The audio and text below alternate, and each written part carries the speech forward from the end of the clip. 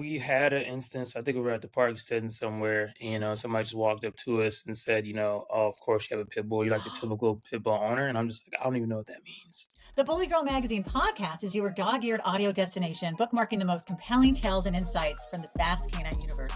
While we passionately dive into the world of bully breeds, dispelling myths, offering training tips, and discussing breed standards, our scope isn't limited. We cast our net wide to encompass a diverse range of dog breeds, ensuring no tale is left untold. Enhanced by expert interviews and inspiring stories, this podcast is a beacon for responsible ownership and breed education. It's where bully breed enthusiasts meet the broader dog-loving community, fostering unity, understanding, and shared joy in every bark and wag. So whether you're out walking your dog or listening at home, be sure to enjoy the show and keep coming back. I'm Lisa Davis. So glad you're listening to Bully Girl Magazine podcast. If you listen to the show, you know I'm obsessed with pit bulls, and I'm especially obsessed with mine, but I'm obsessed with another one.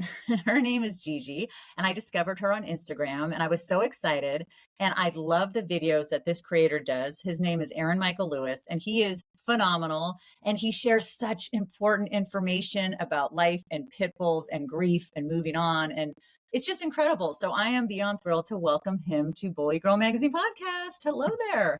Hello, how's it going? Thank you for having me. Oh, I'm so glad to have you on. So I always start the show with two questions. The first question is, does your dog do something unusual, funny, interesting, different, something that is just kind of quirky? I would say probably Gigi dramatics. She has big personality. Yeah. She wants you to know that she's in the room. So whether it's her strut or her like rubbing up against you like that, she's almost like a cat in that Yeah. situation. I love that. And then the other question is actually two parts. When did your love of dogs begin? And then when did your love of bullies or pit bulls in particular begin? I've always loved dogs. I feel like since I was a kid, like my family always said that like dogs loved me. So like it was like that was that. It really started when I had my first adult dog though. His name is King. That's the one who just passed. He was I'm 15 so years old. sorry. Thank you. I think that's when it was started to kick because I started to learn about relationship more. Uh, but I've always liked pit bulls for some reason. I've always been around them, even with King. And it's funny because King didn't always get along with other dogs, but the one he liked the most was a pit bull before Oh. Gigi. So I feel like it was just I like pit bulls. 'Cause I know like they're kind of the most I don't want to say demanding, but you have to take like extra care of them. I would say demanding. Yeah. Like Blue, if you're in his seat, he's crying. If you're not petting him, he cries. If he needs to go out, he cries. If he needs to come in, he cries. He's a big baby, so we call him Yeah, Mr. Baby. And I exactly. think that's so much of what people don't get, and that's why your page is so important because you're educating people about this gorgeous, sweet, wonderful breed. And it just breaks my heart every day, especially now they're in UK, they're banning pit bulls. Like, what does Yes. that even mean? Like, are they gonna, if I live there, are they gonna come to my house and try to take Blue? Or It's were they, I mean, what is even going on? it's like a whole process. If you have them out in public, you have to muzzle them, you have to neuter and spay them, and it's a whole thing to where like if you don't, they'll come and get them and do it for you, and like who's to say they're gonna give it back to you? So it's just like it's a whole stressful process where I couldn't even imagine like if they came to my house and demand all No. this stuff. Gigi, I'm just like, what? Yeah, it's completely insane. And I know I don't want to bore people, but I say it on every show, just in case you're a new listener, that pit bulls score either the better or the same as labs and Goldens on temperament tests. My vet told me that, which made me super psyched that she's my vet. I want you to talk a little bit about King. When I look at the pictures, was he part lab? Because I have a almost 10-year-old lab kind of He's a mix right lab now. golden mix. He was a lab golden mix. He was And it's so funny beautiful. that you said that because their temperaments were similar but different in a sense. Yeah. Like they were very both loving dogs and patient. Just went about things differently though. King was more of an introvert. Gigi's a socialite. Yeah. Yeah. It's funny. Both of my dogs are social, but we got Benji when he was 19 months and he had never been trained and he loves other dogs, but he doesn't know how to approach them. He starts barking really aggressively and that puts them off. Whereas Blue is just fabulous. I mean, he gets Yeah. overly excited to see them. I got Blue when I started working with him or working with him. Well, I got him when he was 6 months. Well, he was a friend of mine. Long story short, he became mine at a year. And I didn't do enough training with them because when he sees another dog, he practically pulls my arm off, but he's not growling, he's not barking, there's no, whatever that's called when the coat's up, Oh, yeah, the raised he's hair. happy, but he's too happy. It makes people nervous. So I'm like, oh Yeah. my gosh. So talk to us about the early training you did, because I was telling my daughter today, we were looking at your page and I said, I wish I had done this stuff with Blue and Benji because they're great dogs, but they're just kind of, out of control out in the world a little bit. Well, I kinda had, like, a cheat code. I had King for, like, her first year, and, him being a senior dog, he liked just sitting down and people watching. I do too. Uh, yeah. If you're a puppy, you wanna kinda get that energy out, and everybody thinks, like, you have to, like, play fetch with them or you have to, like, run them or walk them, and what we came to find out is when we just sat with her, that exhausted her more than, like, taking her on a run or playing fetch with her because it was stimulating her the entire time watching things, and she enjoyed it more. She Yeah. would actually, like, look forward to just sitting and just watching whether we're at the park or stuff, so that's where it started off as. It's just kinda just sitting with her, letting her watch things, letting her watch different people in different settings, and then King kinda helped with her in the house stuff, but it was the Hmm. out of the house stuff that really mattered to me the most, obviously, because you spoke to it before, pit bulls have a bad brand. Yeah. So like we have to kind of nip this in the butt like quick. We kind of have to get to it right away. So her exposure to different dogs and different settings was right away. Yeah, see, that's so important. The other day I was downtown and I saw this woman and she had a lab on leash and Blue was on leash and Blue was pulling a little bit to say hi, but clearly he was friendly. And she's like, "Oh, I don't think the dog should say hi because they're on leash." And I said, "Oh, does your dog get aggressive or funny on leash?" She's like, "No." So I was like, okay, so those assumptions, that people make. One of the things I thought was so powerful is you posted about, prejudice. And there's so much prejudice. And then talking about what you as a black man is experiencing and what's going on in this country and around the world, and then what's going on with the dogs. If you could speak to that, because I think that's so incredibly important. We had an instance, I think we were at the park sitting somewhere, somebody just walked up to us and said, "Oh, of course you have a pit bull. You're like the typical pit bull owner." And I'm just like, I don't even know what that means, honestly. But it's just like what you said before. Pit bulls demand more because they're so loving, because they're so connected. And it's just like, if you like, I don't know what typical anybody could be a pit bull owner. So it's just like with Right. that, we're both looked at and misunderstood as aggressive or anything like that with attitude problems. And it's just like when we go into the world, that's why it's so important to me. This page is so important to me Yeah. because it's just like I'm not the only one, who does this, which we've talked about before. Like everybody loves their dogs, and they don't get to bring it to light as me because Gigi's page just blew up. But that's Oh, what I kind of yeah. want to do with her page is just show everybody that it's not just me, the only black man who loves their dog as much as I do, and it's not just Gigi who's the sweetest pit bull. So it's just like there's two different things at play. Yeah, there absolutely is. I mean, I would have punched that man in the face, but then I'm a white woman and I wouldn't have got, you punch the guy in the face, you're dead or going to jail. So Yeah. just being aware of the racism and the things that I would be able to do. And I remember when years ago I had a pit mix and I had an Irish Setter German Shepherd mix. And there's a place where you're supposed to have your dogs on leash. I know everyone's gonna get mad at me, but there was nobody there. It was like 20 degrees. I was just taking him out briefly. There was a guy jogging in there. The dogs ran right past him. And he yelled at me for not having on leash. Mm, And I let loose. I'm like, they didn't go anywhere near you. I have a daughter on the autism spectrum. She was a toddler at the time. I'm stressed out. My dogs need to run free or they're going to drive me bananas. So you can shove it up and at the time I didn't think about that, right? About like me saying that versus somebody else. But right. I really want to take a stick and throw it at him. I know I'm not even a violent person, but don't screw with my dogs. Right. But the funny thing is he was actually right. There was a leash law and I should have Hmm. followed it. Right. But to me, if your dogs don't bother anybody, I don't know. Have you gotten that before? I'm guessing you're We probably a better dog owner. we find an open space, and I posted about this too. We were Yeah. just like, and it's so funny the reactions you get where someone's like, "You get up at like 4 in the morning or 5 in the morning just to take your dog out?" Yeah, just to give them that Right. freedom. So we find an open space like in the wood or the forest area. As it later goes on, obviously there'll be more traffic with people and dogs, but at the time we go, there's not. So me and Gigi kind of hit the trail like at 5 a.m. where she's off leash. There's no signs up there that says like no off leash, whatever. But so it's just like giving her 30 minutes just to sniff away and just roam around and be curious. Yeah. Um, yeah, it's obviously especially in San Diego, there are a lot of places that are sticklers about it. Even there's not any signs up, especially towards the pit bull.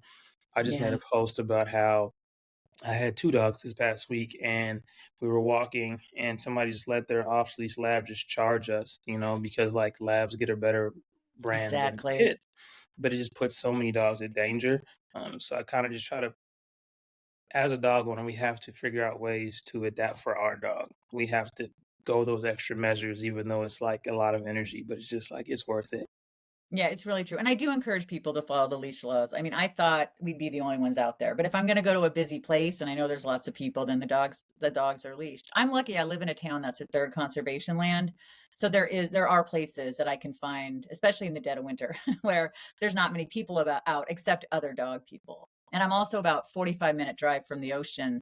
And in the winter in New England, the beach is great because I Oh say yeah. 99% of the dogs are off leash and they're allowed on the beach in the winter. So that's nice.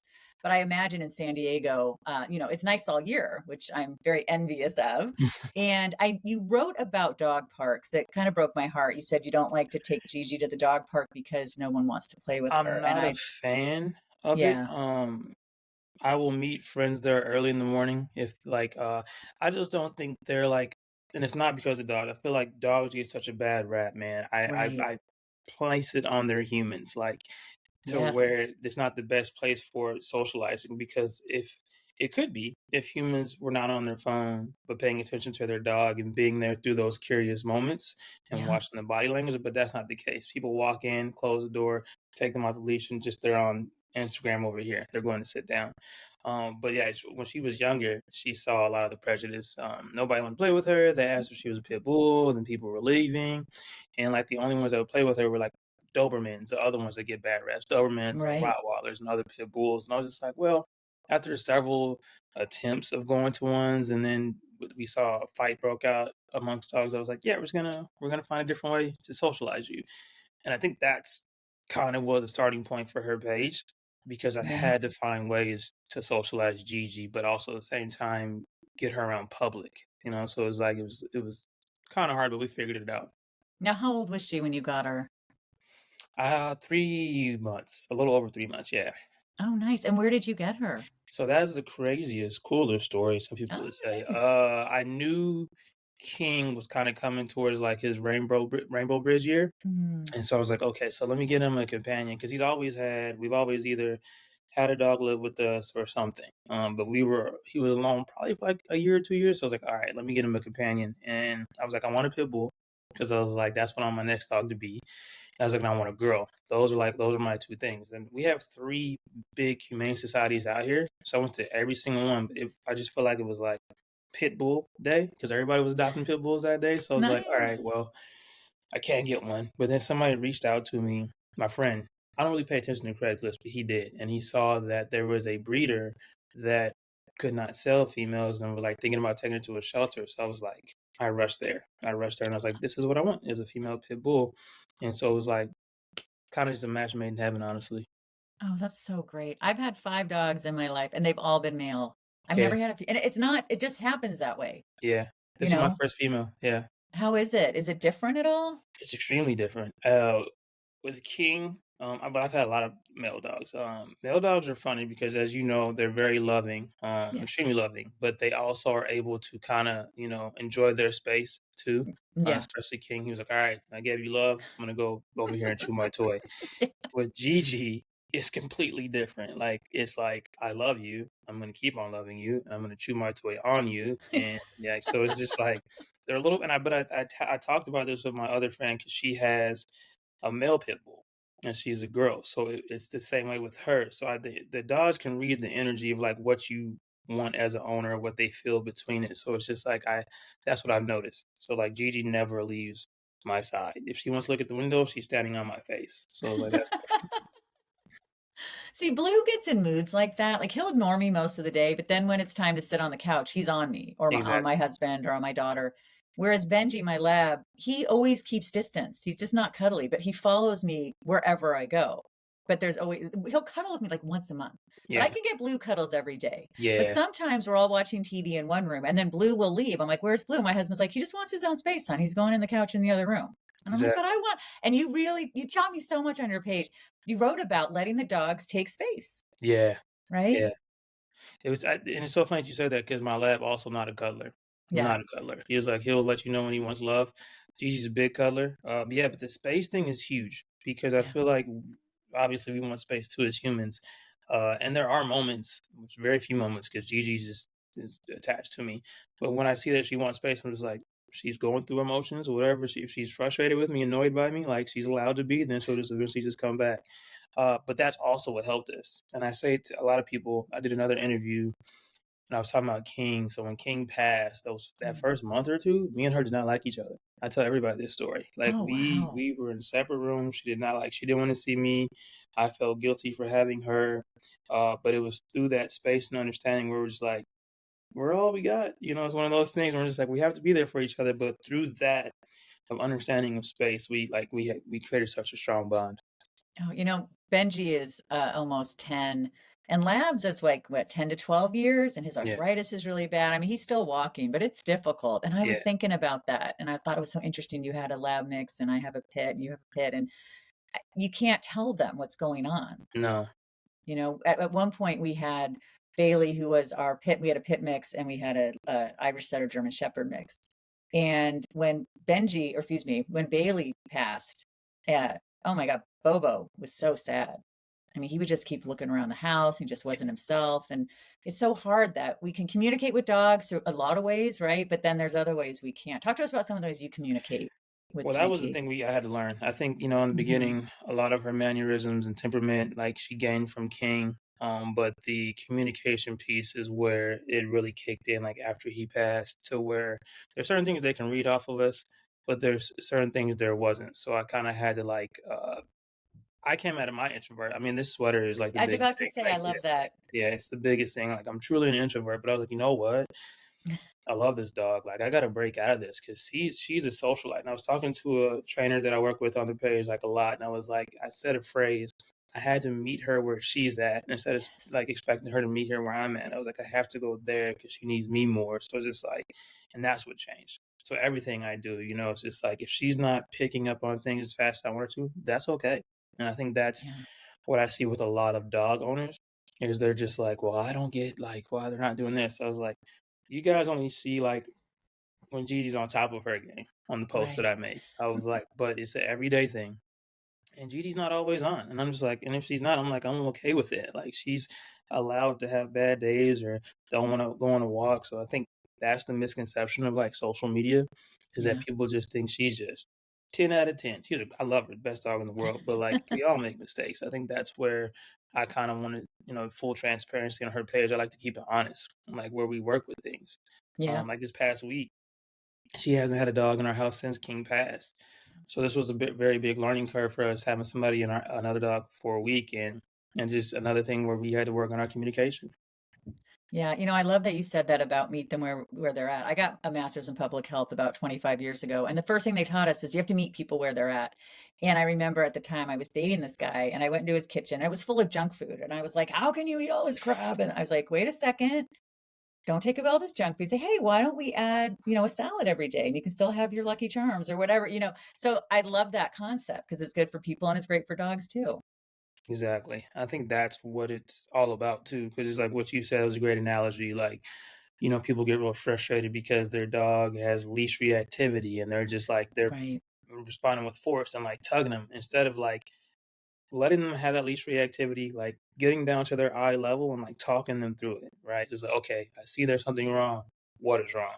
And so it's just like meeting them where they're at instead of trying to pull them back. It's like that's just adding to the reactivity. It's like it's such a dangerous thing. So with Gigi, and I talked about it a lot, which this because you have a pit bull, their play Yeah. and prey drive is super strong. Like Hmm. they just go, go, go. And Yep. it's just like you have to find ways to kind of stimulate that, whether like how you say you let them off leash. I do too. I think that's the biggest thing is like as long as the recall is there. But Gigi loves sniffing and she gets to Yeah. sniff it. That's how they discover the world, gather information. And her doing that, she's like, that's what she loves doing. Yeah, I'm glad you mentioned the sniffing. I interviewed a veterinarian, and he was talking about how important it is to let dogs sniff and that people are in such a flippin' hurry. And what a difference it makes, especially with Benji, who can only walk around the block. That's it at this That's point because of his arthritis. yeah. We'll spend a half an hour walking down 4 houses because he's sniffing. And it's just made everything so much more enjoyable. Yeah, people rush their dog, and it's Yeah, they crazy when do. you see it. Obviously, once you get in the pace of your walk, they kind of see that too, and that's Yeah. why you always got to meet them where they're at. Dogs are smart. right? You let them sniff, then they'll tap into the pace of your walk at the same time. So it's just like we'll spin, like you said. I mean, the beginning of our walks, because it's mainly grass, it's like she gets it all out. Like she can go anywhere she wants to. And then when it becomes like mostly like pavement or sidewalk, she's walking at my pace. So it's just like rushing them is weird because like you're walking your dog. And I think people lose the concept that you're like not walking yourself. If you're Right. walking yourself, your dog wouldn't be with you. So like let your dog walk is like the biggest thing. Yeah, it's like it's a chore, and it Yeah, shouldn't be a chore. You shouldn't have a exactly. dog if it's a chore. Exactly. And don't not if you have a dog and you don't walk it, that pisses me off. Like, That's figure hard. something Yeah. out, That's tough. Yeah. right? I think that's what happens to a lot of pit bulls though, is that Mm, they're an accessory because people want them to look a certain way, be a right. certain way. And that's the dangers of it. And that's why I always say on her page, we're disappointing as humans because as much change as we want to happen, there are those still out there that want pit bulls to have this fierce look and just be that image. So it's like it's a day by day thing. Yeah, it is really tough. When you talk to people and they just kind of they're like, "Oh, come on, they're vicious. I don't believe you." I don't even if you show them, like, it's so frustrating. Like, I'll have Yeah. Blue, and he's literally licking the person. They're still, Right. like, acting nervous or being like, "Are you sure? Maybe yours is just different." Right. Right? Well, how do you respond to that? Because I get really frustrated. It's so easier for me to do because of how we spoke about it earlier. It's the Yeah. same thing, the whole if somebody meets me as black man, they're like, "Oh, you're one of the good ones." It's like it's that same type Oh, of conversation, it's terrible. where it's like it's not, you know, the race or it's not the breed. It's I always say like it's a person by person thing for me. Like to have a prejudice or of expectation that someone or something's going to be is insane. Um, any dog that's big, obviously, you notice that it's big, and it's like you're not just gonna walk up to this dog and say, "I'm gonna hug this dog." But it's just like I have the conversation around it, like especially when it's somebody with a little dog, which we run into every day, to where I Mhm. like to point that out. Where I'm just Yes. like, "You see how you just walked out your house, you didn't have him on a leash, and it just came out barking? Imagine if that was my dog." And that's not fair that you're allowed to do that with your dog. I was like, so it's just like I don't want to say I combat it with it. I just Mhm. respond with the question about their dog because in their head, because their dog is small, Right. it does no harm, but it does more harm. It's just not Oh, fair. absolutely. Yeah, so that's and it's weird because it's so true because they're just like, oh my goodness, maybe it's just Gigi, because not all of them are nice. I'm just like, nope, I know about 10 in San Diego that I've met that are just as sweet as her. Oh, yeah, they're so sweet. It's funny too, I saw you had a video. I have one similar where there's a little dog, like, barking in Gigi's face, and she runs away. She's like, "No." Yeah, Blue gets he's afraid of little dogs now yeah, because in too many of them have just been and, the owner is all nervous, right? Or and yet they're looking at me, and I'm like, "Your dog's the one making a scene, you jackass."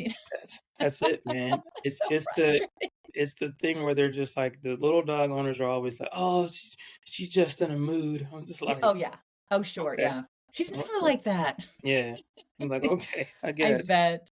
You're very candid on your page, which I love. Talk to us about some of the things you've been through. You share some of the losses that you've had and really how Gigi just got you out of a very dark place. Yeah, it was. It's crazy because it all, like, happened, like, back to back. Like, I lost a close friend, I wanna yeah, 2021, then I lost my Mm. grandma, like, the following year, then I lost King that same year, and Oh, that was all after the pandemic, and anybody knows about the pandemic, it made us face ourselves, and, like, right. individualism, like, came in and kicked in really strong, like, I'm just gonna sit by myself, and I was just like I remember that's why I decided, because I remember I told my parents, I was like, "After King passes, I'm gonna take a year off." But because of that, I was like, "I gotta do something." I was like, 'cause if I don't, I'll slip into, like, some craziness. So I was like, "I'm gonna get another dog." And I was like, "I know, like, puppies are wild," but it was, like, right there, getting her helped me it jarred me from the darkness, but then, like, after King passed, because like, losing your first adult dog, you're just like, "Yo, this is crazy." Oh, yeah. It allowed me to actually, get footing out of the Mhm. darkness, I would say, all the thoughts because it gives you new life. It gives you Yeah. new purpose, and I was just like and I remember every day I get messages, from trainers, from people. No, I did not expect Gigi's space to be this big. I was like, "I just like my pit It's bull, like, it's meet Gigi." awesome.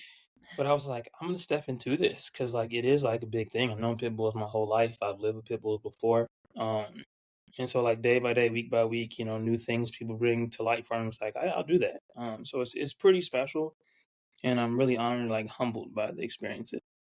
It is great. I mean, you're just so fabulous, and Gigi is so it just it draws you in, you know. I mean, I post a lot with me and Blue, and I'm like, how come I haven't blown up? I'm like, Lisa, stop it. You know, you get that voice in your head, Yeah, right? Like, but there's just something about your page. But you know, I went in my 20s. I'll just be brief. My mom died, and then my grandfather, my blood grandfather died, and then a 7-year relationship broke up, and then my dad remarried. It was all like in a year time. It was crazy. right. It's like, I didn't have the money, I didn't have the resources. I was living in an apartment. You couldn't have a dog. And I look at my life now and I think, oh, man, if I could have had a dog back then, because I was living for a long time in when is the other shoe going to drop? Like I didn't right, trust that things were going to get better. I remember that movie with Sandra Bullock, Hope Floats came out. I was like, fuck that movie. That's a bunch of bullshit. There's no hope because everything was just falling apart. And I think, man, if I had had Blue or Benji or Bailey or Bobo or another dog, any breed, what a difference. I'm so glad you were able to do that because and I'm thinking now maybe I should have just gone to shelters and visited or found a friend with a dog or done something to be around dogs because they're yeah. so incredibly uplifting. They are, man. They're really special, and it's so crazy because, like I said, we're gonna do like just that's gonna be the next one. You know, is like when I welcome all dogs to her meetups. Because now Nice. you're taking to effect. I'm very familiar with pit bull personalities. But now you're taking to effect of different breed personalities and different owner personalities. Right. Because pit bull owners, ones that are really in depth with love their dog, we all know like Oh, yeah. what to expect. But other breed owners, they're allowed to have this type of freedom where they don't have to like tap in as much as we do, to where Exactly. they can just be like, oh, they're friendly or they like doing this, they like doing that, but they don't have to pay attention to all the details that we do. Not saying that they all don't, but just like that's the another next hurdle that we're gonna do. I know how Gigi is around every other dog. She's met Yeah. small, big, but it's just the community of it. But yeah, Yeah. dogs are special, but I think it's always like what our responsibility and we have to take accountability as humans. I think that's where the dog goes astray. Well, it is where the dog goes astray. So no matter what breed it is, you just have to be aware of Yeah. what's going on, regardless of what the owner will tell you. Like, Yeah. You're sure. so right. You know, it's funny. My brother lives in Hawaii. I live on the East Coast. So I haven't seen him in a long time. And I always post pictures of Blue. You know, whenever he calls, I'm Blue's on my lap or I'm talking about Blue. And I posted a picture of Benji and he's like, who's that dog that you were holding? I said, that's Benji, my lab. He goes, do you have another dog? And I said, yeah. And then I felt kind of bad, but I just posted a post the other day with Benji and I, like, you know, face to face or cheek to cheek. And I said, listen, I don't post a lot about Benji because he's a lab and they Yeah, don't need the same kind of awareness. And quite honestly, and I've said it on the show before, Blue is my soulmate dog right, or soul dog or heart right. dog or however he just is. It doesn't mean I don't love Benji. I can't explain it, but I'm I, just so passionate about Blue, you know? I don't think King, I don't mind laugh. I don't think he would have enjoyed having a page like Gigi has a page. You're so Yeah, right. I think labs are just labs. they're Like, other just dogs are just labs. other dogs. Yeah, they don't like, labs are hilarious. I will say this, King will They're always be my funny. funniest dog. Like, nobody's ever like, he was hilarious. And people get asked all the time, like, "Yo, show more King content." I was like, "Sure, I will." I was like, "But you are right. That's such a great point. It's what not only the bully breeds demand, but what they deserve too. It's just like Mhm. they need that type of awareness. But if you Yeah. live with one, you know what every day is like, and every day with them is pretty special because like what they show you. Like King had a personality, but he wasn't as in touch with his emotions as Gigi is. Because like pit Yes. bulls and bully breeds just show you all of their emotions all of the time, and it's crazy. All of the time. Yeah, I was saying this the other day on the show. It's like Benji is a dog. And what my husband's always saying, like, I'm a lab, like I'm silly and I'm happy and you know, I'm just goofy. But Blue is like, there's almost like there's a person in there. Exactly. Right? And I've read that from other people who have pit bulls as well. Like Yeah. sometimes when he's sitting and his legs are straight out and he's like kind of sitting like a person and Yeah. you look at him, I'm like, what's going on? And then his face, the expressions, does it Oh, blow you away? The eye expressions, especially, I notice. they're crazy cool because like, I've had, in my household where it's crazy because it's very special with my family because my mom was attacked by a dog when she was younger, and my Oh, dad is allergic to dogs, but they knew that I love dogs, so we've always had dogs, and we've had a chow, a husky, a lab. So I've had different type of dogs, and that is the biggest thing I've learned with pit bulls is they're so expressive, almost like a cat. Because we all know that cats, like their faces, you see everything, but like pit yeah. bulls have that same type of feel, and I feel like that's why they get along with cats so well. But it's just like it's so funny to see all her reactions to different things. And so I watch that like with everything, and I think that's the best thing about bully breeds is because they let you in on Yeah. those type of emotions, and some dogs don't. I'm just like, when I see all the hate and I saw the UK thing, I'm just like, why are no humans being the ones that are being punished? Because if you have a bully breed, you know that these dogs just want love. That's all they Oh want. my God. They are just the biggest love bugs. And They that's are. what's hard to get across to people. I don't know. It's like, oh, so he has a blocky head, so he doesn't want love. Like, what? I don't get the connection. You have to be fluffy to want love. I mean, Well, I've talked about it too. yeah, Before, like, when I was younger, 'cause I was born in '87, like, you just thought dogs had to be in the backyard. You thought dogs had to be right. trained with force and all this stuff. And what part of that was when you saw or heard pit bull, you're like, ooh, they are scary. They look scary. And that's what it was until you're around one. And you Yeah, realize that that resting face is the most loving face because they're just trying to figure things out. But to everybody else, that's their scary face. But they're just trying to like, what's happening here? Like that's their what's happening face. So it's right. just like that's what the issue is what you said. So it's just like people are afraid of what they used to think and believe, and it's so hard to change that unless you're in a house with one, and that's what I get most comments and messages about. Where like, "Oh, my granddaughter has one; it's the most loving thing." So it's just like unless you have one, you won't understand. And it's funny to me because I don't have a poodle or a all these other dogs. I'm just like, I'm pretty sure that dog is a loving dog. Like I don't assume like Right. that dog is mean. So it's like I shouldn't have to be in the household to be like, let me give this dog a chance. So yeah. Exactly. Yeah, I'm so glad you were able to have a dog because my mom was afraid of dogs. I never really got if she was attacked or something happened. She was afraid of dogs, so we never got a dog, and it's all I ever wanted. And then I didn't get my first dog till I was 33 because my Oh man. 20s were kind of tumultuous with all the loss and ups and Yeah. downs. I wasn't sure what I was doing with my career. And then when I went back to school and got my master's in public health, a lot of things, came together for me. Whereas my husband grew up with so many dogs that when I met his parents, his dad spent like hours telling me about every single dog and cat they had. And like no stories of him. No, it was just like, okay, let me tell you about, Greta or whatever. It's just endless. And then the photo albums, I get to their house and he's showing me it's all the dogs. I'm like, do you have Yeah. any pictures of Ken when he was little? He's like, well, those got ruined in the basement by a flood, but let me show you Oliver. Exactly. Exactly. It's different experiences. And the other funny thing is well, this isn't funny. It's funny, my mom died. No, when my mom passed away, my parents were still together. They'd been together 34 years. A couple years later, he met a woman who loved dogs. And at one time, they were living on the big island in Hawaii. And they had over 25 dogs come to their property. And they just took care of them all. And I fell in love with Ahu, who looks so much like Gigi. And that was the first time I had ever had exposure to a pit bull. And she was very timid, and it was really hard to get close to her. But eventually I did. And she was beautiful. And then my dad and his wife had to leave Hawaii, and luckily the vet took in Ahu, and I was so relieved. But anyway, yeah, so here's a man he didn't have dogs growing up, and his wife was afraid. And then this next woman is like all about the dogs. So That's how it yeah, usually works out, man. Yeah. yeah, I yeah, I think that's a big thing too. Like when Zeus was staying, I told a lot of people when Zeus was staying with us, he's very timid. And I think that's also something. 'Cause, when you get a lab, it's just like you're so oh, all labs are the same. Not every dog, no breed is all the mm-mm, same. Um, you have to pay attention to the dog. You have to meet them where they're at. And you kind of have yeah. to adapt to give them like a healthy, safe environment. And dealing with the socialite Gigi and Zeus, who's just he doesn't care. Uh, I wouldn't say it's exhausting because it's not. It's just you have to put forth the effort and the energy to give them both the space that they deserve. So I think when people get dogs and they don't meet that expectation that they were going to be, people just dispose of them or they Yeah. don't pay attention to them, and then that dog becomes a problem. Yeah, no, it's really hard. And I'm going to keep this brief because I know I shared this story before. But when I got Benji, the lab, he had a brother with him, Milo, and they were like one eight-legged dog, and they didn't listen. And every time they saw people, they'd start growling in each other's face or other dogs, and it was a nightmare. And my husband and I consulted with 3 different dog trainers, and they all said, "You need to separate them. You shouldn't have siblings." And I didn't know that. And I wish the shelter, I know they were trying to do the right thing by not separating them, but it was just a disaster. So we Yeah, rehomed Milo. It was really difficult, but now he has 2 lab brothers and no kids in the house, and they have land, and it's fabulous, and we keep in touch. But I felt really guilty, and I was ashamed to tell people. But sometimes we almost brought them back, to be honest. A few days later, they were so out of control. They had never been trained. They were huge. They were over 100 pounds each, these dogs. They were yeah, never walked. They were overweight.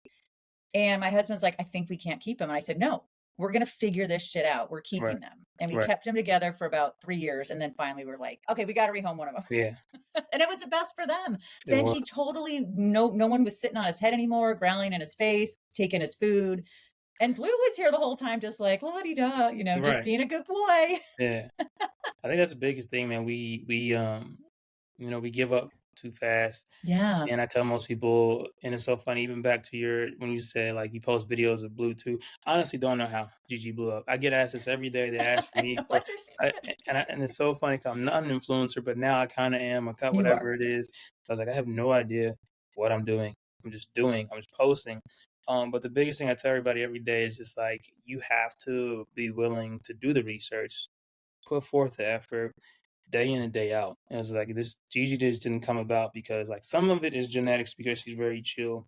But I saw her other siblings before they got rehomed too, and they were more energetic. So some of it's siblings, but it's just crazy because it's like people want it but don't want to put in the work for it. Like, and it's Right. just like it's a bonding thing every day. Like, and I'm not sitting here saying you got to spend 5 hours a day. Me and Gigi spend 20, 30 minutes a day bonding, like on little small things that are just easy little exercises that help strengthen it every day. Yeah, I love that. And I used to sit with Blue and he'd have his head on me and I'd be stroking him and I'd be on, working or on, the social media. And now I like literally will try to spend a half an hour where I'm not looking at anything but Blue.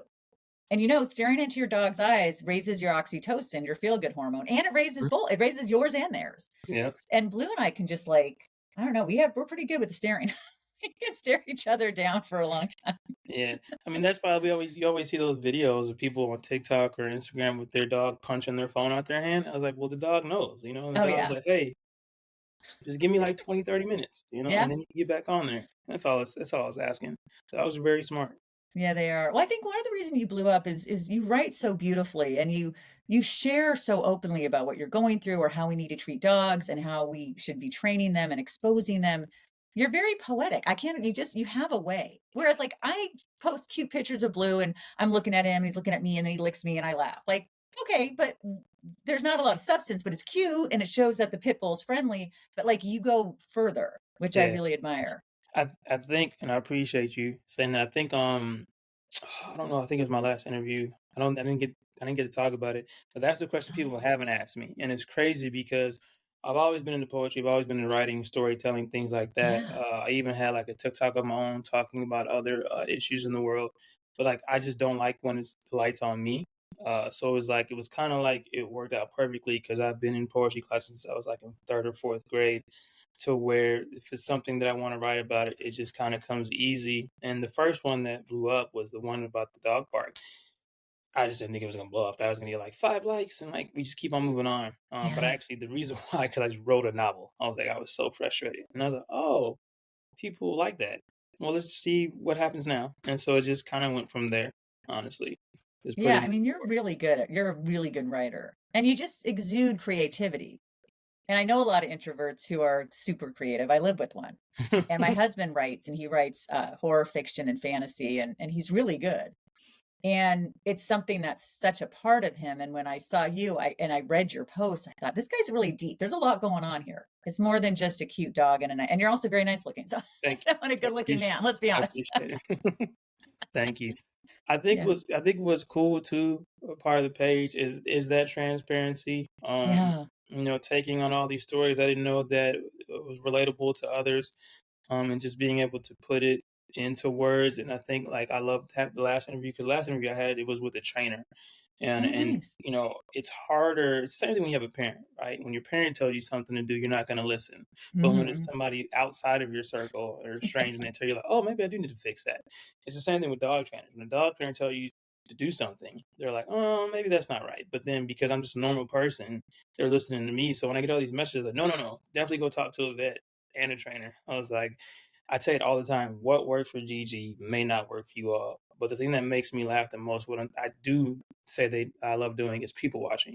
Yeah. And the very first few videos where we did that, once again, that was gonna get like 100 likes tops, and people just fell in love with it because I didn't realize people don't do that with their dog. And I'm just like, yeah, we spend 30 minutes every morning and every night just watching people go through the neighborhood.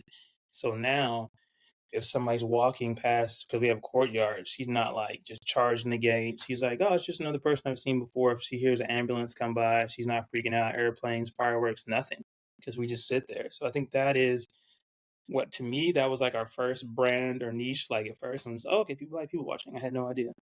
Oh, see, that's so smart. See, the thing with Blue is if it's a person walking by, he's fine. We could Yeah, just sit.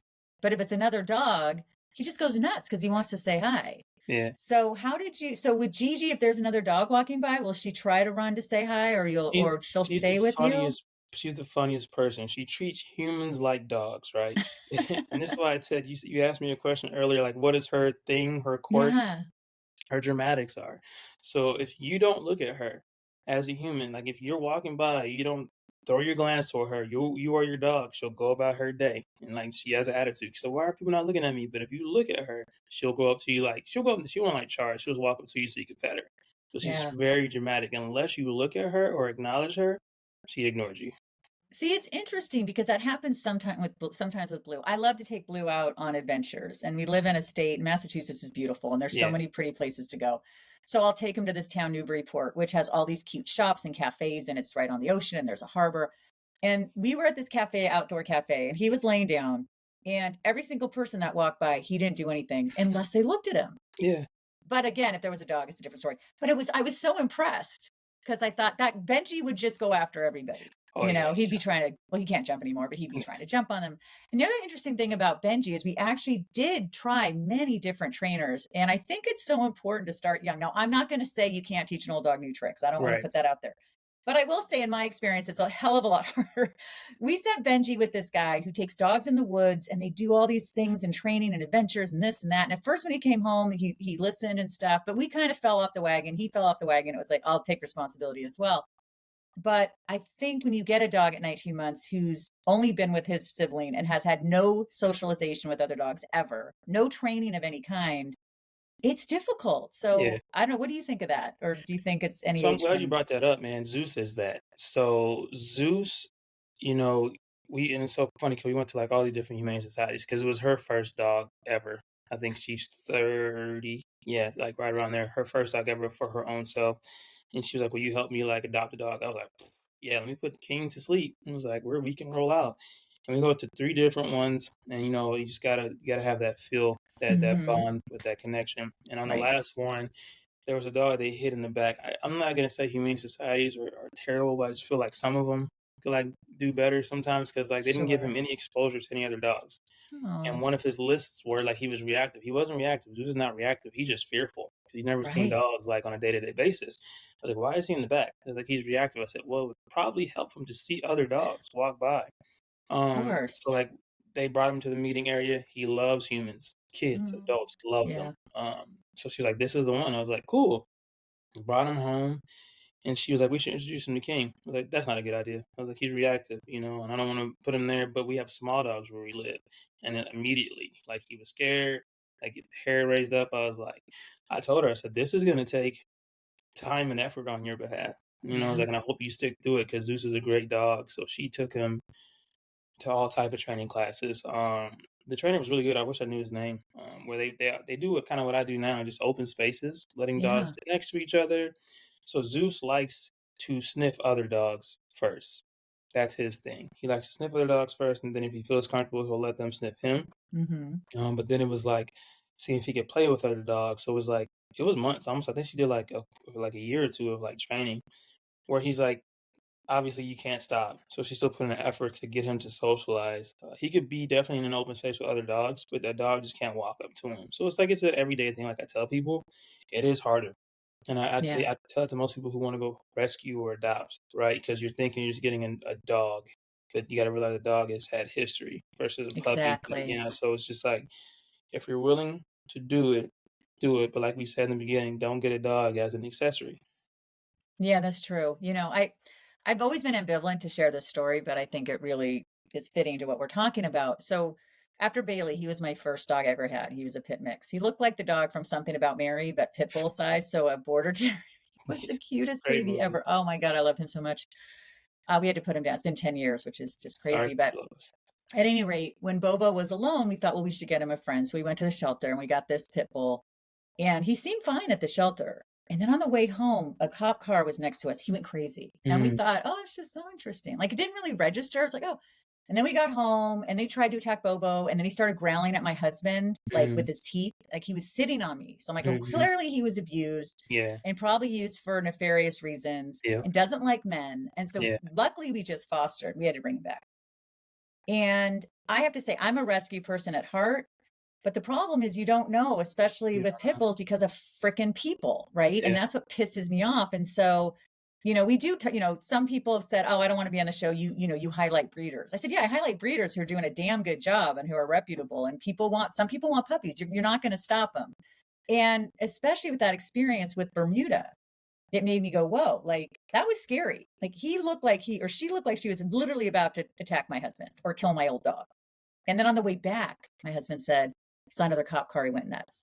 yeah. And it just sucks. I'm not telling people, the last thing I'm telling people is don't get a pity from a shelter. I'm not saying Right, that. I'm right. just saying what you had said. It's hard because you don't know. I think that's a conversation on both sides that need to be had because we have Yeah. the anti-breeders, we have it's so Yeah. the person that I got Gigi from, I was like, hey man, you probably shouldn't, because like backyard breeders, it's so Oh, yeah. unsafe We for don't. Yeah, yeah. that's not. And No. I was like, I always have that conversation with people. It's just like you have to have conversations, especially with the people in your life, like regardless of what pup you want or what money you're trying to make. Because the situation was bad. I always talk about that to where, I saw the dad, I saw the mom. So like Gigi's is half American Bully, half Pit Bull Terrier. Mm. It's just, but I think she was the very first one that I met the parents where I saw Yeah, them. that's important. Um, and I'm just like, to me, like you said before, I don't think all breeding is bad. Everybody, some people, especially if you have kids, want a puppy because they don't want to take that risk with their kids, so they're trying to go the safer route. And for the people who like to rescue and foster and things like that, it is work. So there's like two different conversations at play, and I get why people are anti-breeders because for the majority of it, I'm not gonna say all breeders, but some breeders abuse that power and Right. they're just selling it to anybody. I think that's why people don't like breeders because it's like you can only do so much to find out if this person really is a dog person. As well as like because we go to pit bull rescue, they do a home visit. They go all out. Like I've been to different pit bull rescues out here, so it's like more of an extensive process, which I feel like breeders should be too. Like I don't think anybody should just be able to buy a dog or get a dog from any type of breeder because Right. once again, a lot of people give up on that dog and was like, I don't want this dog. So it's like that's a tough conversation to have. But I think people, what it comes down to, is taking accountability once again as humans. And then I don't think it's the process of how to get a dog. Everybody wants a dog. It comes down to us as humans, is how we treat the situation. Yeah, I totally agree. And I have to say, and I'm not just saying this because I work for Bully Girl, but I've been incredibly impressed with the people that they have in the magazine and the breeders that I've interviewed and the care and the love. I mean, there's this one I was talking to who goes to UC's Davis Animal Center to get, I mean, they're really good and they do a Right, good job. And I think that, when I was when I was getting my master's degree, I had to do an internship and I volunteered at a needle exchange, which I thought was great. Number one, I hate when people call people use drug junkies. I don't think that's right. They're people, they have issues. But long story short, I kind of think as of getting a puppy from a breeder is like harm reduction and educating people. Like they're gonna get puppies anyway. Why right, not educate them about ones that are doing a great job, right. right? We So got that's how I see it. Yeah, we got to go after the ones that are putting dogs in harm's way, and then you'll start to see the Exactly. reduce. And it's also the irresponsibility of people who are just, letting their dogs, like if they're not spaying them or neutering them or just letting things happen and not taking care of those puppies. So it's like so much other at play. It's just easier to put the target on the reputable breeders. You know what I'm saying? There's like, why Yeah. are they still breeding? And it's crazy because like it's just so dangerous because we're sitting here and talking about people don't like breeders. People don't like breeders when it comes to just like pit bulls. Like I see people go Oh, by the French thank you. bulldogs. Yeah, Yep. like, they go by the French bulldogs. They go by the sometimes labs and huskies and Germans and things like that, or like the Malteses and and then we're sitting here like I was like, we can have a conversation. Where'd you get your dog from? And I was like, I'm not saying that all of them came from breeders, but it's just prevalent is stronger when it comes to the bully breeds, honestly. Oh, you're so right. And what's interesting is Frenchies, bulldogs, English bulldogs, mastiffs. pugs, they're all bully breeds. Like we talk about all of them on the show. And French bulldogs right now are the number one dog in America. They push the lab aside. Yep, And I guarantee that there's a lot of people getting Frenchie puppies right now. So we have people who come on and do a great job and talk about it. And yep. that's how I wrap my mind around it. Because again, I'm like rescue, rescue, rescue. But that situation with Bermuda was scary as hell. And it made me, it broke my heart because it's not the dog's Good. fault. It's not the dog's fault. I think I'm glad we said that. It's what it Yeah. comes down to is humans. Yeah. Whether we gotta make another type of police just for like dog police, so we're making sure people are taking care of Yeah. their dogs, right? Which I feel like we should. You see the behaviors. It is not just at shelters. You see the behaviors at parks. You see the behaviors on your walks, and people are like they're Yeah. like yanking and abusing their dogs. So we see it. I wish we just had somebody we could call and be like, hey, I Oh, think yeah. that's where the line is drawn to where you'll start to see the reduce in dogs in shelters and abused animals and having to yeah, I wish I could rescue every dog in the world. Me I would if I had a too. big enough house because I have the patience to do so. I have no kids right now or anything like that. So it's but you said Oh, it's the that's work. nice. It's like gotta make sure everybody's safe. Sometimes you have to rehome them. And some people are just like, no, I'm just gonna give up. It's not worth it. And I think that's what happens. No, I mean, the way we rehomed Milo is we looked up a lab rescue. Like Exactly. people don't be lazy. If Exactly. you just and make sure and they find him a good home. Yep. Don't just bring him back to a shelter if you can. No. No, it's There that's the are biggest there's every breed has some kind of rescue. yeah. Even ones that you wouldn't think. Like I was like, oh, lab rescue, that's interesting. Because you don't think about a lab needing a rescue, but they have it because here's we Yeah. had an issue with our lab. So Yeah. I think it's so important. Was there anything today, and I definitely want to have you back. I think you're phenomenal, but Thank you. Thank that you. we didn't touch on today that you want to make sure that we talk about, I Aaron? wanna say 2 things, like, honestly, 2 topics, you kinda just I Sure. can coin that, you know, be a dog owner, don't be lazy. Like, I like the Yeah. don't be lazy, that's number 1, and it's like, your dog being afraid of you is not a flex. I think that's, like, the biggest thing we have to, like, Oh, get away from now. I say that to say yeah. this, like, obviously, we have to make sure that our dog has a strong line of communication for us, and it's different ways to do it, but the wrong way to do it is abusing your dog. So, that's Absolutely. You are yeah. so right. Oh, the last thing I wanted to ask about is I love on your page now how you're highlighting other people's stories of their pit bulls. Just tell us a little bit and then share one if you don't mind. So it's crazy because one of my followers just commented on it because I always just like post to other people, especially the ones that we've met. Like if I know you, I think that's why I like this spotlight so much because if I'd never met your dog, I don't know your dog. So Yeah. I post like Athena, I post Ace, which that they live in San Diego. I post Maverick and Brady and Kobe all the time. But I was like, oh, I'll do a spotlight. But what my request was, you have to send me a story so I can like feel this dog story, whether like if I'm gonna post it. So it's fun. I think the last one I did was Lucy B. There that was a very touching story. I wish I could like remember. I know somebody passed. I can't remember every little detail. Was that the one there was a woman that had a miscarriage? Is Oh, that yes. Thank you. You're Thank you. welcome. Exactly. Yeah, she had a miscarriage, and I think that's such a special type of story because I feel like that's where we understand how strong emotionally dogs are and how much of a bond we can have with them and how much they can pull us out of darkness and things like that. Where you find out a dog is a dog, like you Yeah, allow them to be the dog they're supposed to be instead of what we expect them to be. So it's just like that's those type of stories are dope. It's just this spotlight is not to spotlight, because your dog looks a certain way. right. This spotlight is so they can actually see the love of the breed. I love that. Well, this has been so great. I really do hope you'll come back and tell us all the ways we can find you and your gorgeous Gigi. It's on her profile. I know under her link tree, under her sweetie underscore GG02 on Instagram, but she is on YouTube, sweetie Gigi. Oh, She is on TikTok under I think GG Pitbull. I know it's under her link tree. I just always forget her tags. She also is on YouTube, Instagram, TikTok. Yes. I think those are only 3 things she's on. But I also do have a podcast called Gigi's Dad as well that I just oh, started. So I switched it. I used to talk about like mental health things, and I just changed it to talking about Gigi, but also just about dog behavior and stuff. So I think there's like 2 or 3 about her oh, on that's there. great. So yeah, those are the things we're working on now. Definitely visit her page on Instagram and just check out her link tree because she has like a Patreon, she has a subscription page, and we're just trying to grow that Yeah. to get everything else bigger around the world.